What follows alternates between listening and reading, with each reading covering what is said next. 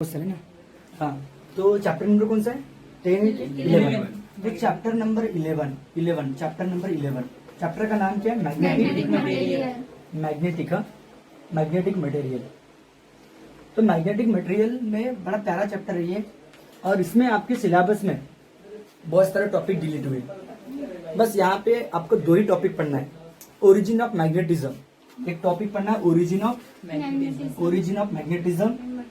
Magnetism, ठीक है। Magnetism का ओरिजिन क्या है और इंट्रोडक्शन। पहले तो इंट्रोडक्शन पढ़ेंगे। इंट्रोडक्शन पढ़ना है आपको, ओरिजिन ऑफ मैग्नेटिज्म पढ़ना है, और एक टॉपिक है मैग्नेटाइजेशन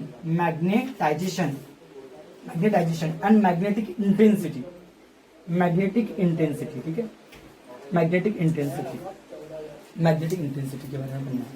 बस इतने टॉपिक पढ़ना है, 1 2 3, ठीक है। मैग्नेट इंट्रोडक्शन, मैग्नेटिक मटेरियल मतलब मैग्नेट क्या होता है, मैग्नेटिज्म क्या होता है, इसके बारे में अपन डिस्कस करेंगे। मैग्नेट क्या होता है, मैग्नेटिज्म क्या होता है, उसका इंट्रोडक्शन में वो सब देखेंगे। ओरिजिन ऑफ मैग्नेटिज्म आता कैसे है उसके बारे में डिस्कस करेंगे। मैग्नेटाइजेशन और मैग्नेटिक इंटेंसिटी, बस इतने टॉपिक के बारे में पढ़ना है, ठीक है। तो चलो इंट्रोडक्शन में हम देखते हैं पहले कि मैग्नेट क्या होता है। सबसे पहले इंट्रोडक्शन में हम पढ़ेंगे मैग्नेट क्या होता है। मैग्नेट क्या होता है, एक्चुअली, ठीक है। तो मैग्नेट क्या होता है, ठीक है। तो मैग्नेट कुछ नहीं होता, कोई भी सब्सटेंस जो आयरन के पार्टिकल्स को, आयरन पता है लोहा, मैग्नेट आपने देखे होंगे, आयरन के पार्टिकल को अट्रैक्ट कर लेता है। स्टील को भी अट्रैक्ट कर लेता है। तो any substance, the substance which attract, जो अट्रैक्ट करेगा the pieces of iron, pieces जो हो गए, पीसेस ऑफ आयरन के पीसेस और स्टील के पीसेस, और स्टील, उसको हम क्या बोलेंगे, इच कॉल क्या बोलेंगे, मैग्नेट बोलेंगे, इच कॉल मैग्नेट बोलेंगे। और ये जो अट्रैक्ट करने की जो प्रॉपर्टी है, इस प्रॉपर्टी को हम बोलते हैं मैग्नेटिज्म। मैग्नेटिज्म क्या होता है, मैग्नेटिज्म यानी क्या होता है, the attraction, the property of attraction. ये जो अट्रैक्शन की प्रॉपर्टी है, आयरन के पीसेस को अट्रैक्ट करना, स्टील के पीसेस को अट्रैक्ट करना, तो अट्रैक्ट करने की प्रॉपर्टीज को क्या बोलते हैं, मैग्नेटिज्म, ठीक है। तो मैग्नेटिज्म कुछ नहीं है, द अट्रैक्शन प्रॉपर्टी, जो अट्रैक्शन प्रॉपर्टी होती है, attraction property of magnet, magnet की जो अट्रैक्शन प्रॉपर्टी है, attraction property of magnet etch call, उसी को अपन क्या बोलते हैं, मैग्नेटिज्म, उसी को हम मैग्नेटिज्म बोलते हैं। कुछ नहीं है, जो अट्रैक्शन की जो प्रॉपर्टी होती है ना, उसी को हम क्या बोलते हैं, मैग्नेटिज्म बोलते हैं, ठीक है। अब ये मैग्नेट वर्ड आया कहाँ से? ये मैग्नेट जो वर्ड है, ये वर्ड आया तो मैग्नेसिया नाम का देश था। उस मैग्नेसिया नाम के देश में एक ऐसा पहाड़ रहा होगा, पहाड़। तो पहले जो गुराकी लोग होते थे, ये गुराकी होगा, ठीक है। गुराकी, इसके पैर में चप्पल होगी, ठीक है, चप्पल से तो चप्पल में पहले से आयरन की खील होती थी, लोहे की खील होती थी। तो ये जब पहाड़ पे चला, तो पहाड़ पे चढ़ने के अंदर उसको एक पत्थर पे पैर चला गया उसका, तो उसका जो पैर का जो आयरन की कील थी, वो उस लोहे को, मतलब लोहे को बोलता है, उस स्टोन को, ब्लैक कलर का पत्थर था, एक ब्लैक स्टोन, उसको हम बोलते हैं ब्लैक स्टोन। क्या बोलते हैं, ब्लैक स्टोन। ये जैसे पैर उसका उस ब्लैक स्टोन पे पड़ा, तो वो चिपक गया उसको।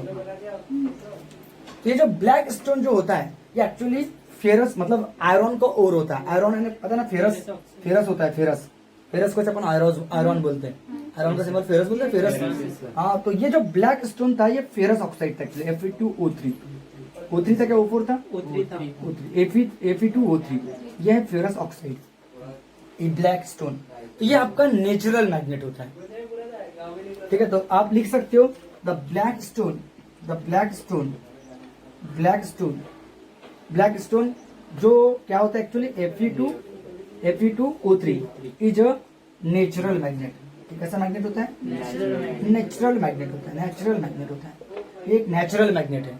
Fe2O3 जो ब्लैक स्टोन होता है, ये नेचुरल मैग्नेट होता है। इसमें वो प्रॉपर्टी होती है कि आयरन के पीस को, स्टील को पीसेस को अट्रैक्ट कर सकते हैं, बट इसकी जो स्ट्रेंथ होती है, वीक होता है। ये जो मैग्नेट होता है ना, इसकी जो स्ट्रेंथ होती है, जो ताकत होती है, ये कैसा होता है, वीक। मतलब इसकी जो अट्रैक्टिंग प्रॉपर्टी जो थी, अट्रैक्टिंग प्रॉपर्टी अट्रैक्टिंग प्रॉपर्टी किसकी? Attracting property of black stone. Black stone है नेचुरल मैग्नेट की। ब्लैक स्टोन ये कैसी होती थी? वीक होती थी, is weak. So it is not use for, it is not used for practical application. So it is not used for practical application. Practical application के लिए इसका यूज नहीं हो सकता। समझ में आ रहा है क्या? इसीलिए आपको स्ट्रॉन्ग मैग्नेट जिसकी अट्रैक्टिव प्रॉपर्टी स्ट्रॉन्ग होगी उसके लिए हमने आर्टिफिशियल मैग्नेट डेवलप किए। आर्टिफिशियल मैग्नेट, तो आर्टिफिशियल मैग्नेट कैसे? और आर्टिफिशियल मैग्नेट को हम कोई भी शेप में कन्वर्ट कर सकते हैं।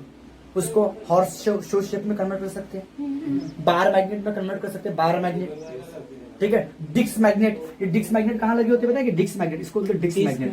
ये आपके डिस्क मैग्नेट कहाँ लगे रहते हैं? आपने स्पीकर देखे होंगे, स्पीकर के जो बॉक्स होते हैं वहां पे ये डिस्क मैग्नेट लगे रहते हैं। तो हमको जो शेप का मैग्नेट चाहिए वो शेप का मैग्नेट हम बना सकते हैं, आर्टिफिशियल मैग्नेट। तो आर्टिफिशियल मैग्नेट बनाए कैसे जाते हैं? ये तो नेचुरल मैग्नेट हो गया, ब्लैक स्टोन जो नेचुरल मैग्नेट हो गया। मैग्नेट क्या होता है वो भी बता दिया, ऐसा सब्सटेंस जो आयरन के पीसेस को या स्टील के पीसेस को अट्रैक्ट करता है उसको हम मैग्नेट बोलते हैं। और ये जो अट्रैक्टिंग की प्रॉपर्टी मैग्नेट की उसी को हम मैग्नेटिज्म बोलते हैं। ब्लैक स्टोन एक नेचुरल मैग्नेट है, इसकी अट्रैक्टिंग प्रॉपर्टी, ब्लैक स्टोन की जो अट्रैक्टिंग प्रॉपर्टी होती है वो कैसी होती है? वीक होती है। So it is not use for practical application, या प्रैक्टिकल एप्लीकेशन के लिए यूजफुल नहीं होता, यूजफुल इतना नहीं होता, ठीक है। अब बात करते हैं, इसकी बात करते हैं। अब हम बात करेंगे आर्टिफिशियल मैग्नेट की। तो हम आर्टिफिशियल मैग्नेट डेवलप कर सकते हैं। अब आर्टिफिशियल मैग्नेट कैसे डेवलप किया जाता है? तो सोलेनाइड आपने देखे होंगे। सोलेनाइड क्या होती है? कॉइल होती है, ये कॉइल एक कॉइल होती है, ये कॉइल। इस कॉइल से हम करंट पास करेंगे। तो आपको मैंने बताया था कि करंट जो होता है मैग्नेटिक फील्ड पैदा करता है, मतलब करंट लूप एक मैग्नेटिज्म का काम करता है। अगर इस एक्सटर्नल मैग्नेटिक फील्ड में, मतलब ये जब करंट पास होगा और इसमें अगर मैं कोई आयरन का टुकड़ा, आयरन की प्लेट रख देता हूँ या आयरन की प्लेट रख देता हूँ, ठीक है, तो इसमें मैग्नेटिज्म की प्रॉपर्टी आ जाती है। मतलब इसमें मैग्नेटिज्म की प्रॉपर्टी आती है, मतलब ये मैग्नेट की तरफ बिहेव करेगा बाद में, ठीक है। तो इस मैग्नेट को हम इलेक्ट्रोमैग्नेट बोलते हैं। इसको क्या बोलते हैं अपन? इलेक्ट्रोमैग्नेट। और ये आप लोगों ने कौन सी क्लास में पढ़े हो? 10वीं क्लास में पढ़े हो। इलेक्ट्रोमैग्नेट क्या होता है? इलेक्ट्रोमैग्नेट कैसे बनाते हैं? तो आयरन की प्लेट या कोई भी एक प्लेट, ठीक है, उस प्लेट के ऊपर एक कॉइल रखेंगे, कॉइल उसके ऊपर रखेंगे, कॉइल के पीछे अंदर क्या रखेंगे अपन? आयरन की प्लेट रखेंगे और उसमें से करंट पास करेंगे तो उसमें मैग्नेटिज्म की प्रॉपर्टी आ जाएगी। मतलब ये स्ट्रॉन्ग मतलब अट्रैक्ट करने का काम करेगा। फिर आयरन के पीसेस को स्टील के पीसेस को अट्रैक्ट करेगा 101%, ठीक है। तो ये हो गया आपका आर्टिफिशियल मैग्नेट, ठीक है। द आर्टिफिशियल मैग्नेट, ठीक है, artificial magnet, the artificial magnet for practical application, नहीं क्या, फॉर प्रैक्टिकल पर्पज के लिए, प्रैक्टिकल एप्लीकेशन या प्रैक्टिकल पर्पज बोल सकते हो, उद्देश्य के लिए। द आर्टिफिशियल मैग्नेट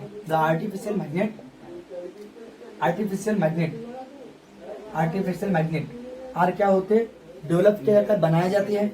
आर मेग्ड मतलब बनाए जाते हैं, ठीक है। बाय कैसे पासिंग करके? बाय यूजिंग, बाय किसका यूज करके? By using electric current, okay, electric current है कि नहीं? इलेक्ट्रिक करंट का यूज करके। ओके, सच मैग्नेट अल्सो कॉल्ड इलेक्ट्रोमैग्नेट। ऐसे मैग्नेट को अपन क्या बोल सकते हैं? इलेक्ट्रोमैग्नेट। सच मैग्नेट, इन मैग्नेट को अपन सच मैग्नेट अल्सो कॉल्ड इलेक्ट्रोमैग्नेट, ठीक है, इलेक्ट्रोमैग्नेट। ये था मैग्नेट क्या होता है, मैग्नेटिज्म क्या होता है, मैग्नेट के टाइप, ठीक है, नेचुरल मैग्नेट और आर्टिफिशियल मैग्नेट। तो ये हमने मैग्नेट का जो क्लासिफिकेशन किए ये किसके बेसिस पे किए? तो स्ट्रॉन्गनेस, मतलब अट्रैक्टिंग प्रॉपर्टी, कि किसका अट्रैक्शन स्ट्रॉन्ग है, किसका अट्रैक्शन वीक है, उसके बेसिस पे। नेचुरल मैग्नेट कैसा होता है? वीक होता है, और आर्टिफिशियल मैग्नेट थोड़ा स्ट्रॉन्ग। फिर शेप के बेसिस पे, मैग्नेट के शेप के बेसिस पे हमने और क्लासिफिकेशन किए। शेप के बेसिस पे हमने बार मैग्नेट देखे होंगे। बार मैग्नेट इस तरह से होता है, ये बार मैग्नेट हो गया। बार मैग्नेट इस तरह से होता है, इस तरह का शेप होता है bar magnet, this is called bar magnet. North होता है और साउथ होता है, ये बार मैग्नेट हो गया। फिर उसके बाद में अपना डिस्क शेप मैग्नेट भी देखे होंगे, ठीक है, ये भी एक डिस्क शेप मैग्नेट बोलते हैं इसको, डिस्क मैग्नेट, इसको डिस्क मैग्नेट बोलते हैं, ठीक है, इसको बार मैग्नेट बोलते हैं। ये किसके बेसिस पे? तो on the basis of shape. किसके बेसिस पे? On the basis of shape, on the basis of shape. Classification of magnet, classification classification of क्या, मैग्नेट, उसकी बात कर रहा हूँ मैं, ठीक है। तो डिटेल में बता रहा हूँ मैं आप लोगों को उस दिन से। ओके, उस दिन ये नहीं बताया था मैंने बार मैग्नेट क्या होता है, डिस्क मैग्नेट क्या होता है, इसका रेडियो में यूज होते हैं, और एक मैग्नेटिक नीडल भी नाम सुने होंगे। इस तरह से मैग्नेटिक नीडल होती है, आपने देखोगे कंपास नीडल। ये मैग्नेटिक नीडल किसके पास होती थी, जैक स्पैरो। आप देखोगे एक मूवी जैक स्पैरो की, ठीक है, बहुत फेमस, क्या पीरियड्स करके मूवी है जैक स्पैरो की। जैक स्पैरो वहाँ का फेमस कैरेक्टर है, उसके पास में कंपास नीडल होती थी ऐसी डायरेक्शन दिखाने के लिए, नॉर्थ किधर है, साउथ किधर है, ठीक है। तो ये होता है नीडल, मैग्नेटिक नीडल बोलते हैं इसको, मैग्नेटिक नीडल। बिल्कुल टोक की तरह रहती है, बिल्कुल सूची की तरह से सारी बिल्कुल से। तो ये हो गया bar magnet, disc magnet, magnetic needle. और इसके बारे में तो आप लोग पता, जो डिस्क शेप मैग्नेट, ये डिस्क मैग्नेट ऐसा होता है, और डिस्क मैग्नेट ऐसा ही होता है ना, ये इस तरह का होता है डिस्क मैग्नेट। ये डिस्क मैग्नेट ऐसा देखे होंगे, डिस्क मैग्नेट आपने देखे होंगे, घोड़े की जो नाल होती है उसके शेप का नहीं क्या, disc magnet. Disc magnet, horse disc magnet नहीं बोलेंगे इसको, horseshoe shape magnet, horseshoe shape magnet, ठीक है, शो शेप मैग्नेट इस तरह से होता है वो, ठीक है। चलो अलग अलग होते हैं शेप, बाद में देखेंगे, ठीक है। तो ये थे मैग्नेट के क्या क्लासिफिकेशन। अब उसके बाद में बात करेंगे अपन मैग्नेट की प्रॉपर्टी क्या होती है। कि मैग्नेट की प्रॉपर्टी बहुत अच्छा इजी टॉपिक है, कि मैग्नेट के प्रॉपर्टीज के बारे में बात करेंगे। Properties of magnet, properties of क्या, मैग्नेट। मैग्नेट की प्रॉपर्टी क्या होती है, मैग्नेट की प्रॉपर्टीज क्या होती है, ठीक है। प्रॉपर्टीज ऑफ मैग्नेट, मैग्नेट की प्रॉपर्टीज क्या होती है। तो मैग्नेट में दो पोल होते हैं, साउथ और नॉर्थ। मतलब अगर ये आपके पास मैग्नेट है, तो मैग्नेट की एक खासियत होती है, मैग्नेट की एक प्रॉपर्टी होती है, उसको अगर आप थ्रेड से, एक थ्रेड लेना और थ्रेड से उसको बांधोगे और उसको जब इस फ्री स्पेस में सस्पेंड करोगे, ठीक है, तो मैं उसको ऐसा करूंगा वो ऐसा हो जाएगा, फिर मैं उसको ऐसा मोड़ूंगा फिर भी वो ऐसा हो जाएगा, ऐसा करूंगा फिर भी वो ऐसा हो जाएगा। मतलब उसका एक इंड नॉर्थ को पॉइंट करेगा, एक इंड नॉर्थ को पॉइंट करेगा और एक इंड साउथ को। मतलब अगर आप लोग एक थ्रेड पकड़ते हो और थ्रेड से मैग्नेट को बांधते हो, लेकिन इसको टाइट करते हो, ये मैग्नेट हो गया आपका, समझा, मैग्नेट हो गया। इसको अगर मैं मोड़ दूं, ऐसा खड़ा भी कर दूंगा तो कुछ देर के बाद में ऐसा हो जाएगा, ठीक है। तो ये अगर तो जो पोल साउथ को, साउथ डायरेक्शन को पॉइंट कर रहा होगा उसको साउथ बोलेंगे, तो जो नॉर्थ को पॉइंट कर रहा होगा उसको ये नॉर्थ पोल होगा और ये साउथ पोल होगा। अगर मैं इसको सब घुमा भी दूं, इसको सब घुमा भी दूं, तो उसको अगर बाद में छोड़ूंगा तो वापस ऐसे आ जाएगा 101%। ओके, तो वेन मैग्नेट, इसकी पहली प्रॉपर्टी क्या होगी, वेन मैग्नेट, जब मैग्नेट को, when magnet freely suspended, suspended का मतलब लटकाएंगे उसको, freely suspended in, freely suspended in a space, जब स्पेस में हम फ्रीली सस्पेंड करेंगे, then it's always point, इसको डायरेक्शन कौन सा direction, north south direction, north south direction. नहीं समझ में आ रहा है क्या। The magnet, when magnet freely suspended in a space या एयर जो भी होगी, then it's always point north south direction. तो जो end, the end which point, which point north direction, with the end which point north direction, north direction बोलेंगे, ठीक है। उसको हम क्या बोलेंगे, कॉल नॉर्थ पोल, उसको हम नॉर्थ पोल बोलेंगे या एन पोल बोलेंगे। Okay okay, and the end, और end end which point, which direction, south direction, उसको हम क्या बोलेंगे, call S pole, south pole बोलेंगे, ठीक है, एस पोल बोलेंगे। Okay okay, done. ये बात आपको समझ में आएगी होगी। फिर दूसरा पॉइंट क्या होगा कि मैग्नेट का जो नॉर्थ और साउथ होता है वो कभी हम सेपरेट नहीं कर सकते। मतलब इसका मतलब क्या हुआ कि अगर आपके पास ये नॉर्थ है और साउथ है, मैग्नेट है मान लो, इसको अगर मैं बीच में से काट दू, तोड़ दू, उसको तोड़ने के बाद में क्या होगा, फिर से इसमें नॉर्थ आ जाएगा, इसमें साउथ आ जाएगा, फिर इसमें फिर से क्या आ जाएगा, नॉर्थ आ जाएगा और साउथ आ जाएगा। मतलब नॉर्थ और साउथ को आप सेपरेट नहीं कर सकते। इसको फिर से छोटे पार्टिकल में तोड़ दू, ये दोबारा नॉर्थ आ जाएगा, साउथ आ जाएगा, फिर दोबारा नॉर्थ आ जाएगा, साउथ। इसको छोटे से एटम में भी अगर मैं तोड़ दूं फिर भी उसमें नॉर्थ और साउथ रहेगा, पक्का रहेगा। मतलब north and south can not be separated. तो north pole, the N pole, जो एन पोल होता है एंड एस पोल जो होता है, कैन नॉट बी क्या, कैन नॉट बी सेपरेटेड। उनको हम सेपरेटेड नहीं कर सकते। ये भी बात आप लोगों को समझ में आई होगी कि हम उनको सेपरेटेड नहीं कर सकते। ठीक है, तो मैग्नेट को फील्ड सस्पेंड करेंगे तो हमेशा नॉर्थ साउथ डायरेक्शन को पॉइंट करेगा। जो इन नॉर्थ को पॉइंट करेगी उसको एन पोल बोलेंगे, और इन जो पॉइंट करेगा साउथ डायरेक्शन को उसको हम क्या बोलेंगे, एस पोल बोलेंगे। एन पोल और साउथ पोल हम उसको सेपरेट कभी नहीं कर सकते। ये बात आप लोगों को याद रखना है। ओके, मैग्नेटिक पोल का ठीक है। अब बताइए, ये प्रॉपर्टीज ऑफ मैग्नेट के 2 पॉइंट हो गए। अब थर्ड प्रॉपर्टीज क्या हो सकती है? तो थर्ड प्रॉपर्टीज क्या होती है? इसकी जो मैग्नेटिज्म की जो प्रॉपर्टी है, मतलब अट्रैक्ट होने वाली प्रॉपर्टी, ये हम डिस्ट्रॉय कर सकते हैं। मैग्नेटिज्म की प्रॉपर्टी ये कर सकते हैं destroy with increase in temperature. जैसे जैसे टेम्परेचर बढ़ाएंगे उसकी मैग्नेटिज्म क्या हो जाएगा, खत्म हो जाएगा। जैसे कि फॉर एग्जांपल आपके पास एक आर्टिफिशियल मैग्नेट है, वो तो एक इलेक्ट्रोमैग्नेट है। ये कौन सा मैग्नेट है? इलेक्ट्रोमैग्नेट है। अब ये इलेक्ट्रोमैग्नेट हो गया। अब ये आयरन के पीसेस को अट्रैक्ट कर सकता है, लेकिन इसको जैसे ही मैं आग में डाल दूंगा, मतलब इसको गर्म करूंगा, तो इसमें मैग्नेटिज्म की प्रॉपर्टी क्या हो जाएगी, खत्म हो जाएगी। और बाद में हीट करने के बाद में, गर्म करने के बाद में, फिर उसको दोबारा मैं इसको आयरन के पीसेस में रखूंगा तो आयरन के पीसेस को अट्रैक्ट नहीं कर पाएगा 100%। तो बताओ, इसका मैग्नेटिज्म की जो प्रॉपर्टी होती है, द प्रॉपर्टी ऑफ क्या, द मैग्नेटिज्म ऑफ मैग्नेटिज्म जो होता है, magnetism of magnet. Sir artificial magnet, कोई भी मैग्नेट ले ला, नेचुरल मैग्नेट लेकर चलेगा। नेचुरल मैग्नेट को द मैग्नेट, बस इतना याद रखना, magnetism of magnet. Magnetism of magnet, magnetism का मतलब समझता है अट्रैक्ट करने की प्रॉपर्टी, उसी को हम मैग्नेटिज्म बोलते हैं। तो magnetism of magnet is directly proportional to, मतलब डायरेक्टली प्रोपोर्शनल नहीं बोलेंगे, हाँ डायरेक्टली प्रोपोर्शनल नहीं, इनवर्सली प्रोपोर्शनल बोलेंगे। इनवर्सली प्रोपोर्शनल बोलेंगे क्या, टेम्परेचर बढ़ाने से ये डिक्रीज होता है तो इनवर्सली प्रोपोर्शनल आएगा। टेम्परेचर बढ़ेगा तो ये चीज घट जाएगी ना। तो ऐसे भी बोल सकते हैं magnetism of magnet is decrease with increase in क्या, टेम्परेचर, विथ इंक्रीज इन क्या, टेम्परेचर। ओके, और जिस टेम्परेचर पे पूरा मैग्नेटिज्म खत्म हो जाएगा उस टेम्परेचर को क्यूरा टेम्परेचर बोलते हैं।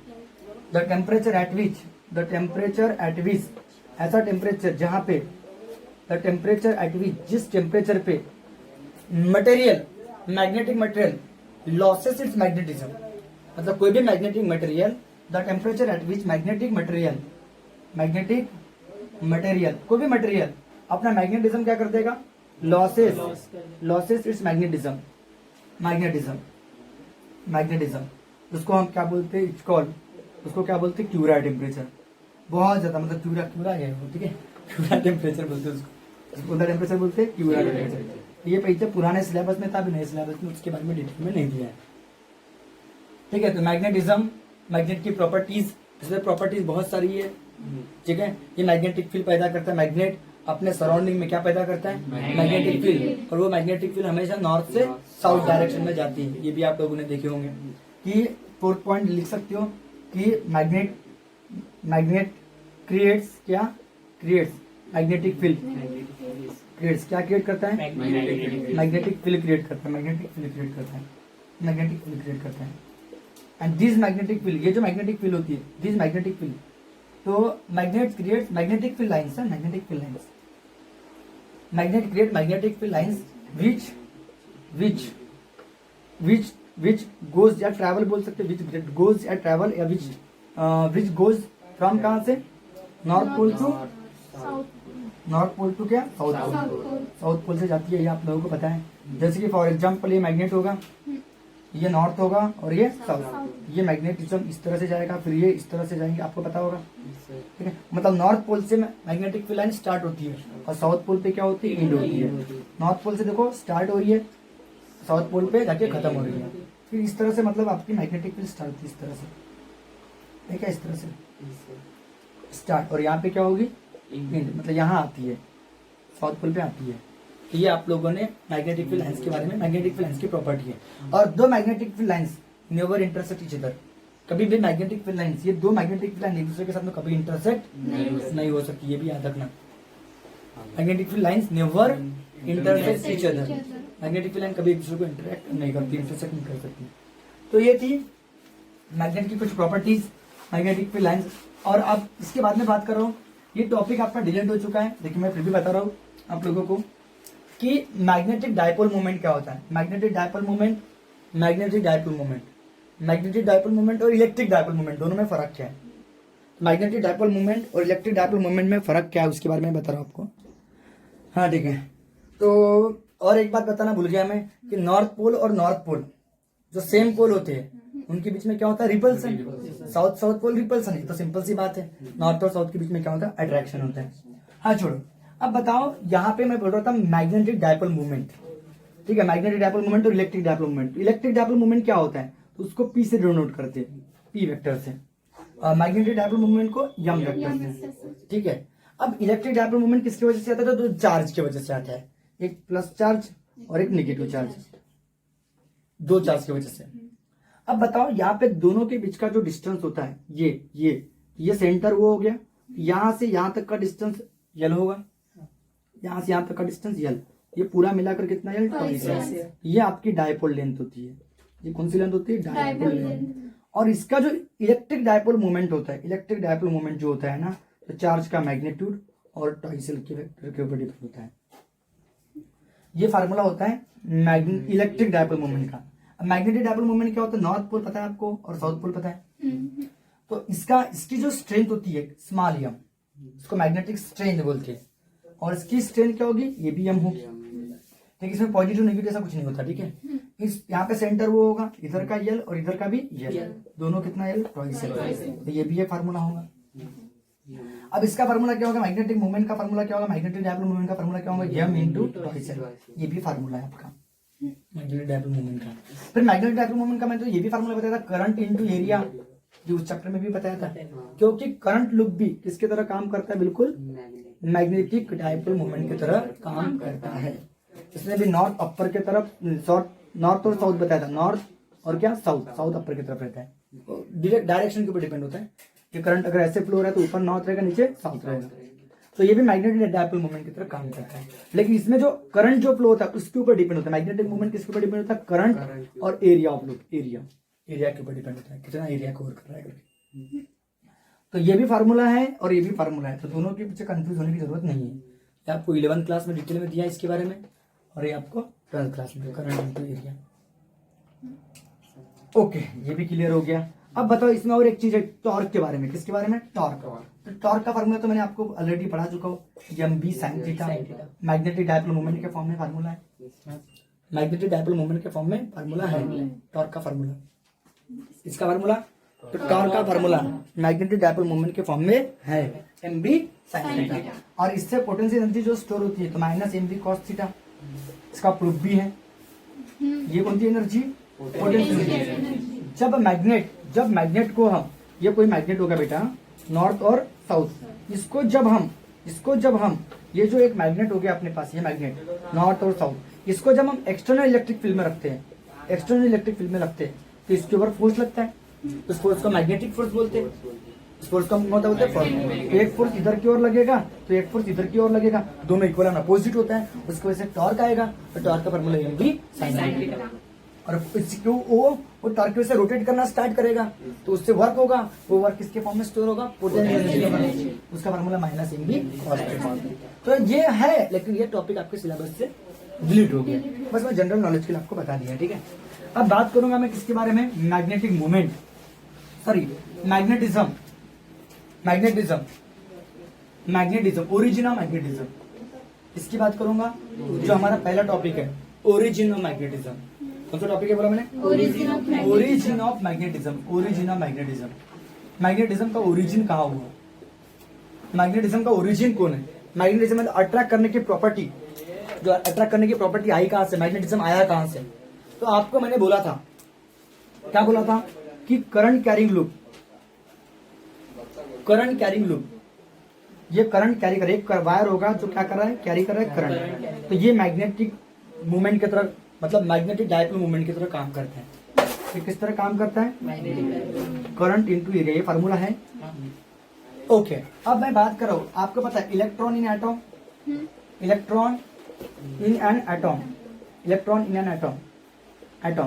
रिवॉल्व्स, कहाँ रिवॉल्व्स करते हैं? रिवॉल्व्स अराउंड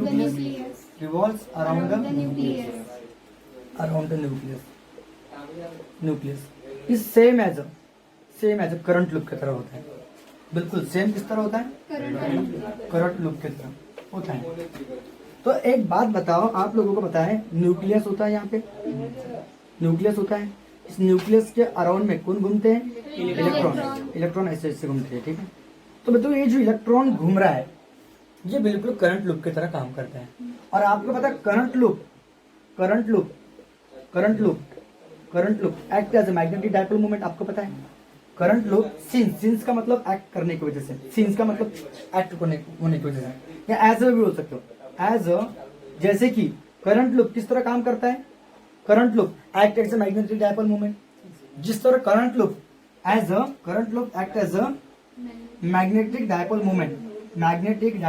मोमेंट, जिस तरह current loop magnetic dipole moment की तरह काम करता है, सेम रिवॉल्विंग इलेक्ट्रॉन। तो revolving electron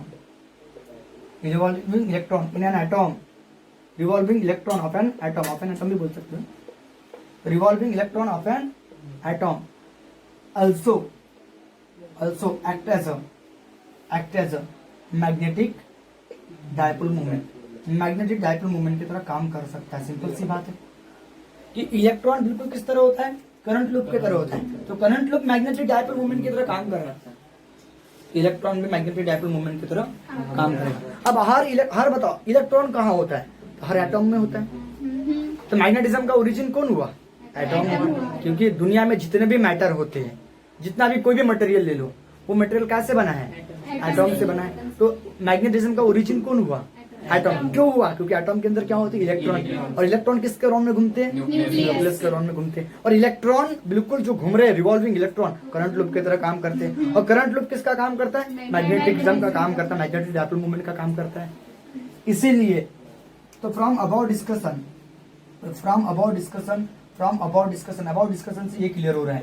from about discussion it is clear that, ये क्लियर हो रहा है, इट इज क्लियर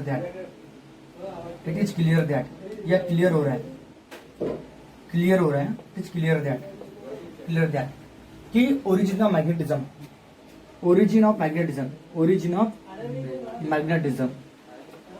का जो ओरिजिन होता है, origin of magnetism is revolving electron, उन्हें revolving electron in an atom of an atom. मैं उम्मीद करता हूँ कि आप लोगों को समझा होगा। रिवॉल्विंग इलेक्ट्रॉन बोलो या एटॉम बोलो, मैग्नेटिज्म का क्या होगा? ओरिजिन। तो अब बताओ रिवॉल्विंग इलेक्ट्रॉन मैग्नेटिज्म का काम कर रहा है, मतलब उसमें मैग्नेटिक डायपोल मूवमेंट पैदा हो रहा है। तो उस मैग्नेटिक डायपोल मूवमेंट का एक्सप्रेशन क्या होगा? मैग्नेटिक डायपोल मूवमेंट का एक्सप्रेशन क्या होगा? मैग्नेटिक डायपोल मूवमेंट डिपेंड किसके ऊपर रहेगा? तो इलेक्ट्रॉन के चार्ज पे डिपेंड रहेगा कि इलेक्ट्रॉन का चार्ज कितना है, वो कितने वेलोसिटी से घूम रहे हैं, उसके ऊपर डिपेंड रहेगा। और साथ में उसकी रेडियस कितनी है, डिपेंड।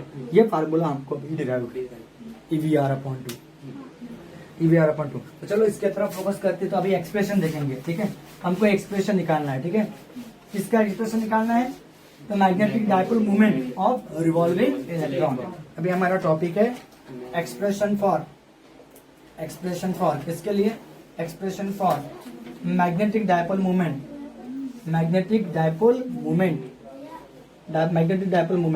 ऑफ ऑर्बिटिंग इलेक्ट्रॉन बोलो या रिवॉल्विंग इलेक्ट्रॉन बोलो।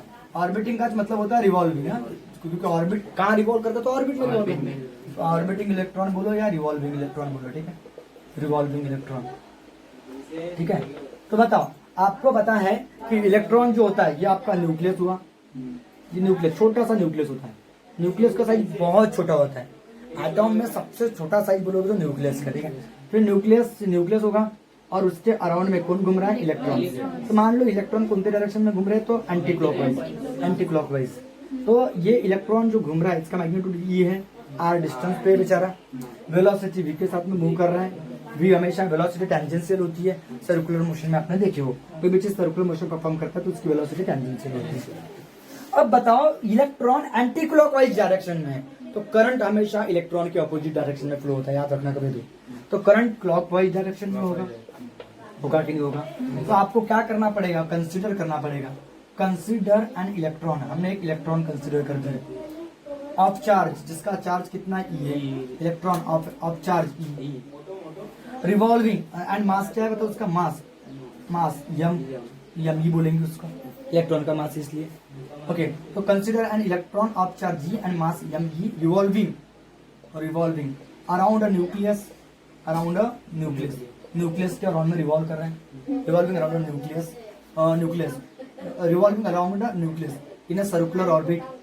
हाँ, तो सर्कुलर ऑर्बिट में, सर्कुलर ऑर्बिट जिसकी रेडियस क्या है, orbit of radius R with velocity क्या, हाँ सभी चीजें कवर करना with velocity in anticlockwise direction, वो भी बताने का कौन डायरेक्शन में, anti clockwise direction, anti clockwise direction में रिवॉल्व करना, सभी चीजें कवर होना चाहिए।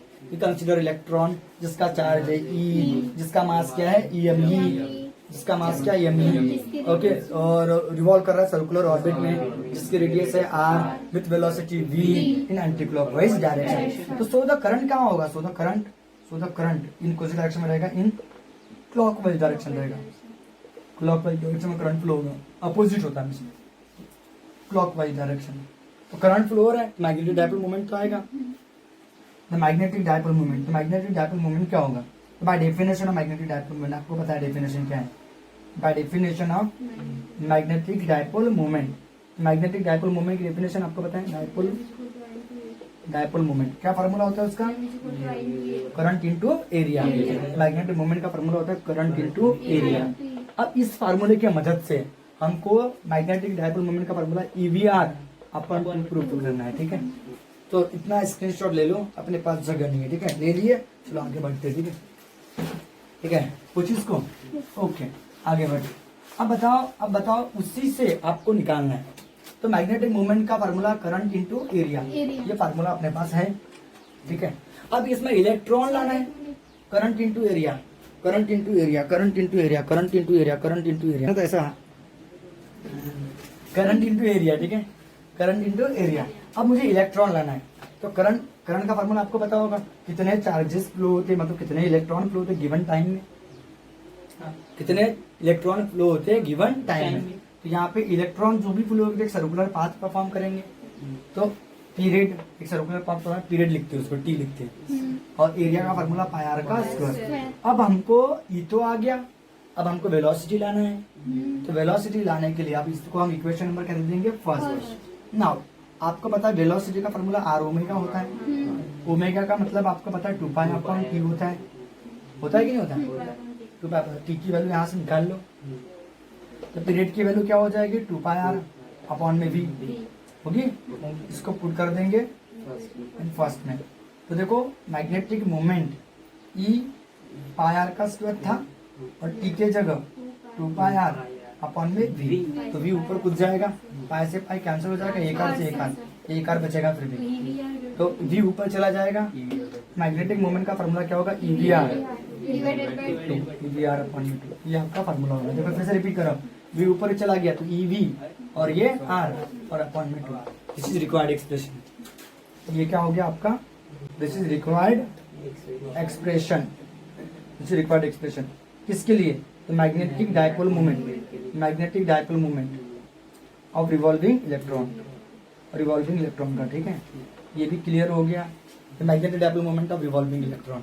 अब इलेक्ट्रॉन जब घूमता है आपको पता है यहाँ पे एंगुलर वेलोसिटी होती है, एंगुलर वेलोसिटी आर ओमेगा होती है, और इसमें रिलेशन क्या है, तो v equal to R omega, ये तो आपने 12वीं क्लास में पढ़ चुके हो, 11th क्लास में भी पढ़ चुके हो।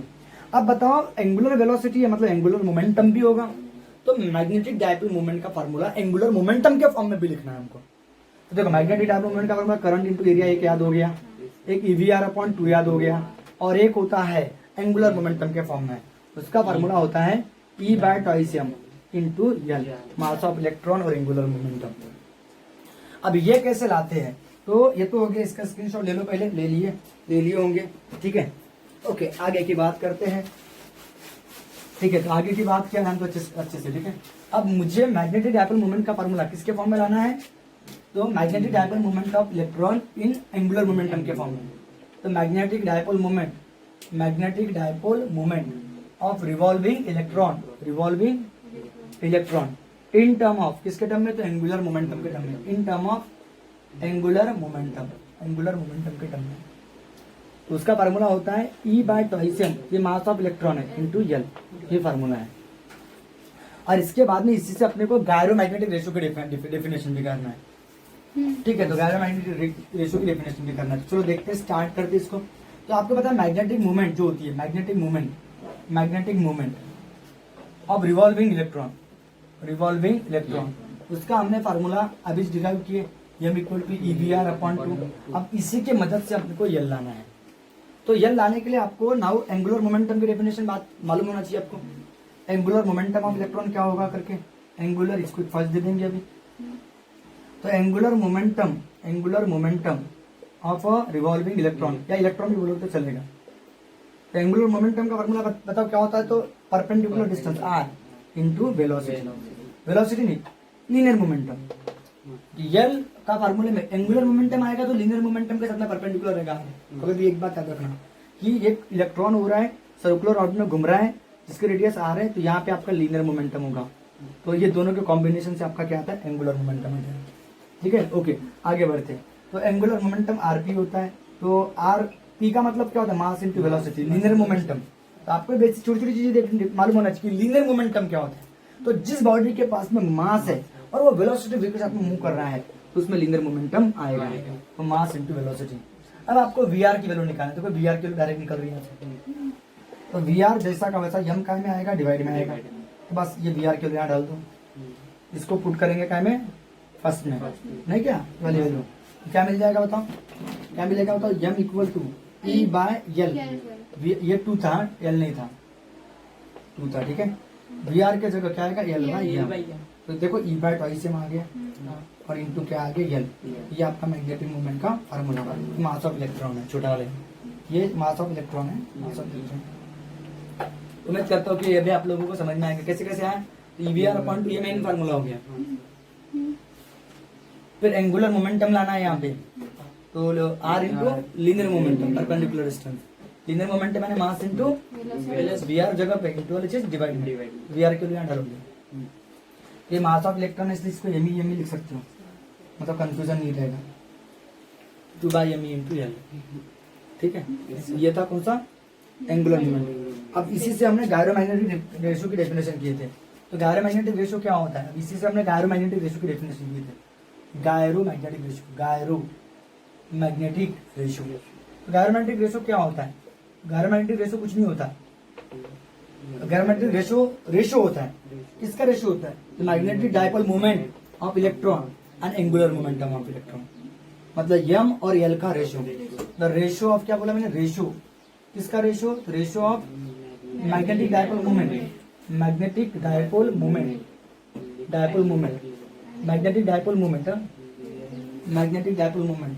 And angular momentum. रेशियो किसका होता है, ratio magnetic dipole moment to the angular momentum, ratio magnetic dipole moment to the angular momentum. Angular momentum मेरे भैया, angular momentum of revolving electron is called, इसी को हम क्या बोलते हैं, गायरोमैग्नेटिक रेशियो बोलते हैं, गायरोमैग्नेटिक रेशियो। ठीक है, बस इतनी सी बात है। अब मतलब गायरोमैग्नेटिक रेशियो ने क्या होगा, m/L। तो देयरफॉर गायरोमैग्नेटिक रेशियो क्या हो जाएगा, m/L। और m/L यानी किसके बराबर होगा, था E/2 से नहीं, E बाय क्या, ये आपका फार्मूला होगा, बस खत्म। गायरोमैग्नेटिक रेशियो देखो m/L, ये m/L इक्वल टू क्या हो जाएगा, E/2 से नहीं हो जाएगा। इसका ऐसा यूनिट क्या होगा, ऐसा यूनिट। चार्ज को कुलम में गिनते हैं, मास को केजी में, कुलम पर केजी। कई लोग इसको ऐसे भी लिखते हैं, कुलम केजी की पावर -1 लिखते हैं, केजी इनवर्स, तो कुलम पर केजी, ये आपका ऐसा यूनिट हो जाएगा। ठीक है, फिर एक था बोहर्स मैग्नेट्रॉन। बोहर्स क्या, मैग्नेट्रॉन। तो बोहर्स मैग्नेट्रॉन क्या होता है, उसके बारे में डिस्कस करते हैं। तो बोहर्स मैग्नेट्रॉन क्या होता है, ओके, पूछो इसको। ठीक है, अब बोहर्स मैग्नेट्रॉन क्या होता है, तो कुछ नहीं है, बोहर्स मैग्नेट्रॉन कुछ नहीं है, मैग्नेटिक मूवमेंट है। बोहर्स मैग्नेट्रॉन कुछ नहीं है, बोहर्स मैग्नेट्रॉन, क्या बोला मैंने, बोहर्स मैग्नेट्रॉन। बोहर्स मैग्नेट्रॉन कुछ नहीं है, it is the Bohr's magnetron is the minimum, क्या बोला मैंने, मिनिमम मैग्नेटिक मूवमेंट, एक छोटा सा मैग्नेटिक मूवमेंट, एकदम minimum magnetic movement. Bohr's magnetron is the minimum magnetic dipole moment. Magnetic dipole moment ही वो magnetic dipole moment of revolving electron कोणते का तो रिवॉल्विंग इलेक्ट्रॉन्स रिवॉल्विंग इलेक्ट्रॉन का और रिवॉल्विंग इलेक्ट्रॉन का। तो बोर्स मैग्नेट्रॉन कुछ नहीं है, एक मिनिमम मैग्नेटिक डायपोल मोमेंट है, मिनिमम मैग्नेटिक डायपोल मोमेंट है इसका revolving electron in Bohr's first orbit. कौनते ऑर्बिट में? तो बोर्स फर्स्ट ऑर्बिट में, बोर्स फर्स्ट ऑर्बिट। तो पहले ऑर्बिट में, बोर्स की पहले ऑर्बिट में। अब बोर्स की पहले ऑर्बिट क्या बोलता है? उसने कुछ लॉ बताया अपने ऑर्बिट के लिए। बोर्स ने कुछ पॉस्टुलेट बताया। बोर्स नाम का साइंटिस्ट था, उसने एक एटॉमिक मॉडल, एटॉम जैसे कि एटॉम क्या होता है, तो एटॉम को एक्सप्लेन करने के लिए जॉन ने अपना मॉडल बताया। जॉन डाल्टन थ्योरी थी, रुदरफोर्ड एटॉमिक मॉडल था, जॉन डाल्टन मॉडल था, रुदरफोर्ड एटॉमिक मॉडल था, बोर्स एटॉमिक मॉडल था। ये आपको एटॉम मॉलिक्यूल न्यूक्लियर आगे चैप्टर है उसमें पढ़ने को मिलेगा।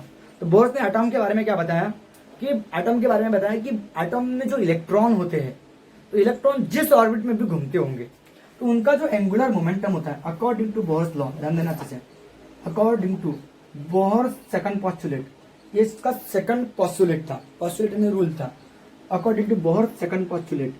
तो सेकंड पॉस्टुलेट क्या बोलता है? According to Bohr's second postulate, angular momentum of electron, electron का जो एंगुलर मोमेंटम होता है रिवॉल्विंग इलेक्ट्रॉन का, वो angular momentum integral multiple of h/2π होता है। Integral multiple of h/2π, h यानी प्लैंक कांस्टेंट, ये 2π।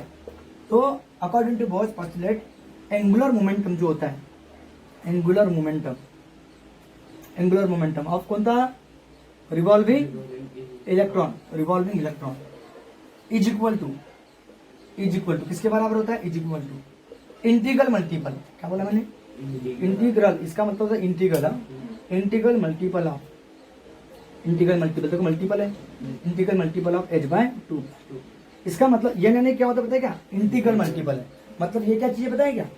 ऑर्बिट नंबर है। फर्स्ट एन की वैल्यू फर्स्ट ऑर्बिट हो सकती है, सेकंड ऑर्बिट हो सकती है, वेर यानी जो ऑर्बिट नंबर, इसको क्वांटम नंबर भी बोलते हैं। यानी कौन सा होता है? ऑर्बिट नंबर, ऑर्बिट नंबर होता है। और एन की वैल्यू क्या हो सकती है? 1 हो सकती है, 2 हो सकती है, 3 चल के रहेगा जो भी होगा, ये ऑर्बिट नंबर है। तो अपन कौन से ऑर्बिट की बात कर रहे हैं बताओ? फर्स्ट ऑर्बिट की बात कर रहे हैं। तो फॉर फर्स्ट ऑर्बिट के लिए, फॉर कौन से ऑर्बिट के लिए? फर्स्ट ऑर्बिट के लिए, फर्स्ट ऑर्बिट के लिए एन की वैल्यू क्या हो जाएगी? 1 हो जाएगी। देयरफॉर एल की वैल्यू क्या हो जाएगी बताओ? h/2π जो कि एन की जगह एन की वैल्यू लिखने की जरूरत नहीं है। अब बताओ आप लोग आराम से मैग्नेटिक डायपोल मोमेंट लिख सकते हो। Magnetic dipole moment, magnetic dipole moment, magnetic dipole moment of electron, इसका फार्मूला आपको पता है क्या होता है? तो m equal to E/2m into L. अब एंगुलर मोमेंटम के फॉर्म में लिखोगे ना क्या? एंगुलर मोमेंटम के फॉर्म में नहीं लिखोगे क्या? क्योंकि एंगुलर मोमेंटम आपको मिनिमम मैग्नेटिक डायपोल मोमेंट करना रिवॉल्विंग इलेक्ट्रॉन का, तो उसने एंगुलर मोमेंटम के बारे में बताया। एल की वैल्यू निकलती है, एल वाला फॉर्मूला लिखोगे तो क्या हो जाएगा बताओ? यहाँ लिखते हैं जरा। तो मैग्नेटिक डायपोल मोमेंट यानी इधर लिखता हूँ। मैग्नेटिक डायपोल मोमेंट क्या होगा बताओ? E/2m। एल की जगह क्या लिखोगे बताओ? h/2π। तो HI अपॉन में 2 to 4π mass of electron, mass of electron है ना मैग्नेट्रॉन। ये आपका ये Bohr's magnetron, this is the Bohr's magnetron. इसी को क्या बोलते हैं? बोर्स मैग्नेट्रॉन है, यही आपका बोर्स मैग्नेट्रॉन है, मैग्नेट्रॉन। तो इतनी सारी चीजें मैंने आप लोगों को पढ़ाया था अच्छे से हो। हाँ, अब इस एच की वैल्यू, अगर मैं इस एच की वैल्यू, ई की वैल्यू और मास की वैल्यू डालू, एच यानी प्लैंक कांस्टेंट, इलेक्ट्रॉन का चार्ज 1.6 × 10⁻⁹ कूलम, और ये सब वैल्यू डालूंगा, इसकी वैल्यू जो निकलेगी बेटा वो वैल्यू निकलेगी 9.274 10⁻²⁴ तो